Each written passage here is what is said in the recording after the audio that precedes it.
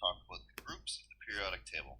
So we've already discussed or seen a video about how Mendeleev used chemical properties of elements to group the periodic table such that the up and down columns that we call groups all have common properties. So just one more time, up and down is what we call groups, and side to side or rows is what we call periods of the periodic table. Okay. So the first group we're going to talk about are the alkali earth metals, these brown ones right here. The alkali earth metals are extremely reactive.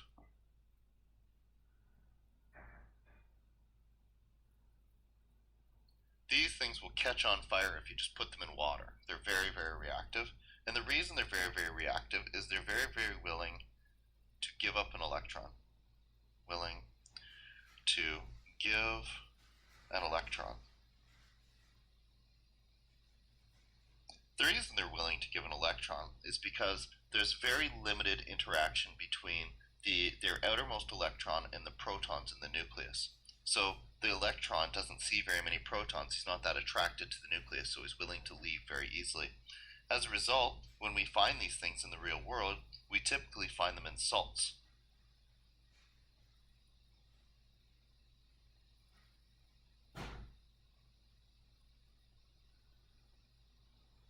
Like sodium chloride, where the alkali earth metal has already reacted, giving its electron to chlorine, forming sodium chloride, or what we consider table salt, and we know what the properties of these different types of salts are.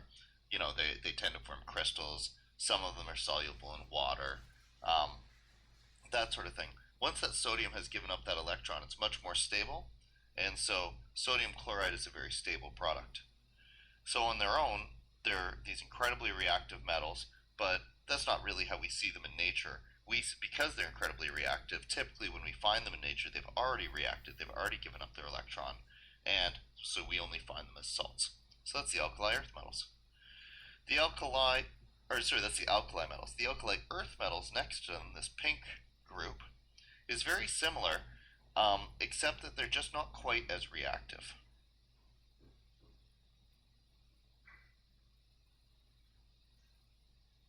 They still react by giving up their electron.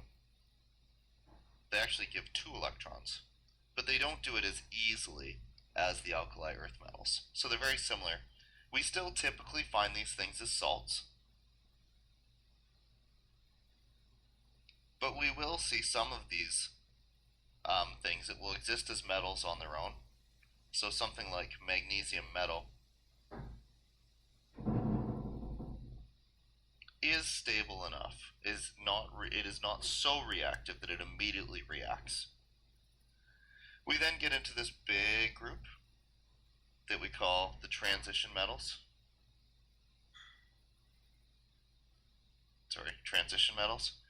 And basically, these are what we typically think of when we think of as a metal. There's iron, here's copper, here's nickel, some of the more common metals, titanium, gold is in here somewhere, there's gold, right? These metals, again, will react by giving up electron. That's what makes something a metal.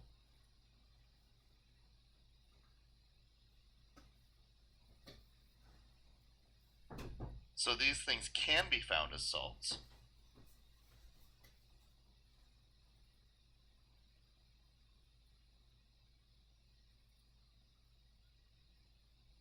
But are more commonly found. These ones actually are going to be more commonly found.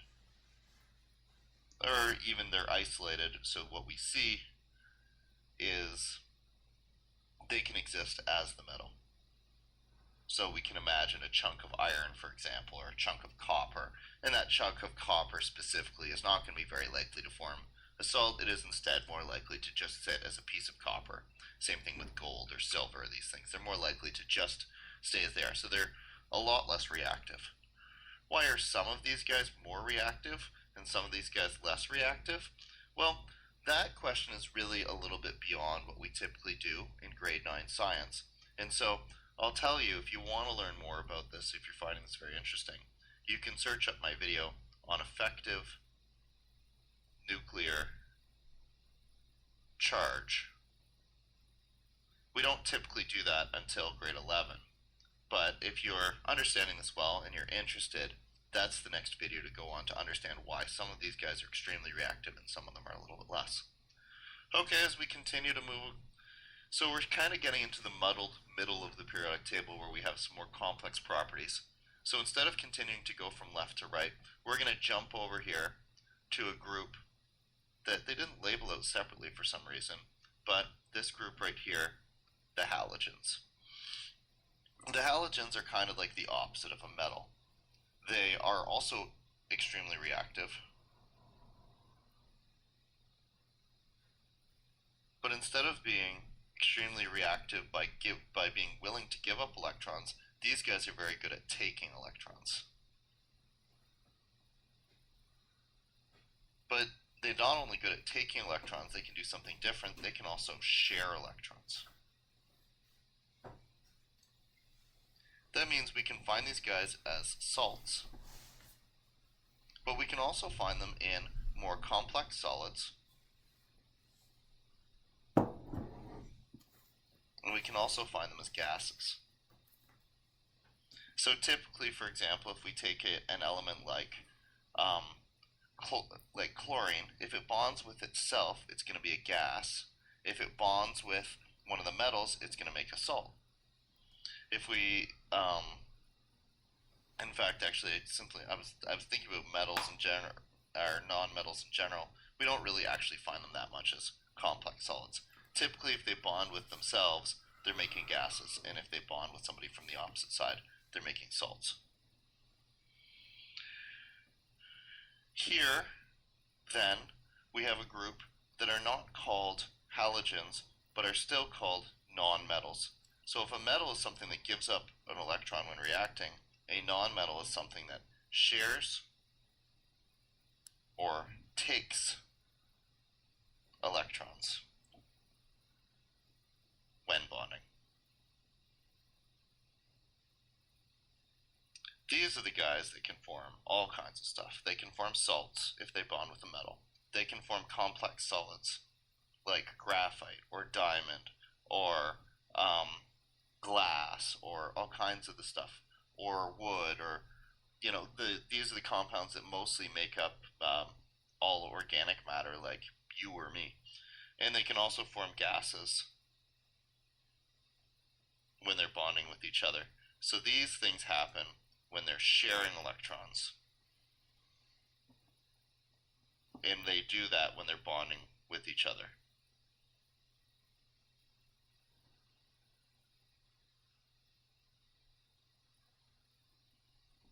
Why do these guys take electrons or share electrons? Again, if you want to delve into that, you can go up and watch the videos on effective nuclear charge.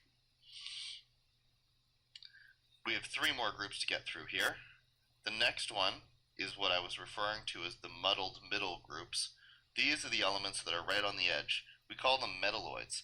These guys can act as metals or non-metals.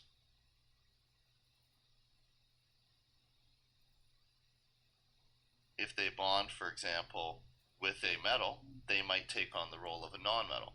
If they bond with themselves, they might share electrons, or they might give electrons to some of the non-metals. So these guys have very complex properties, and they're sort of the transition between being a metal and a non-metal. An element that doesn't fit in anybody else's group is hydrogen. Sometimes he's called the group of one. All of these other elements consist of fairly large nuclei and a lot of electrons and behave accordingly. Hydrogen is just 1 proton and 1 electron.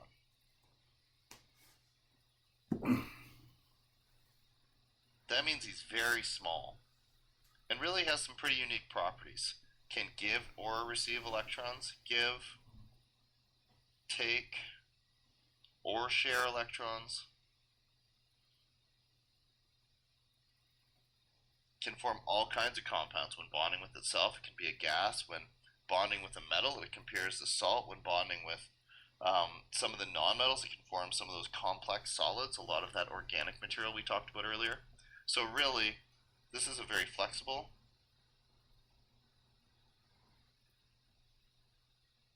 atom, and he doesn't really fit well in any other category.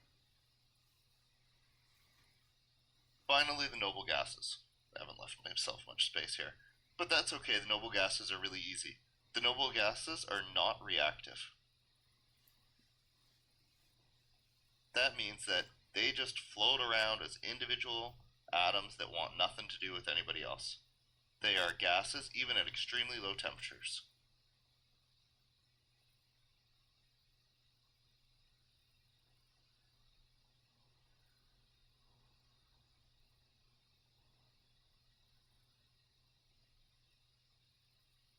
And they don't give, take, or share electrons in any meaningful way.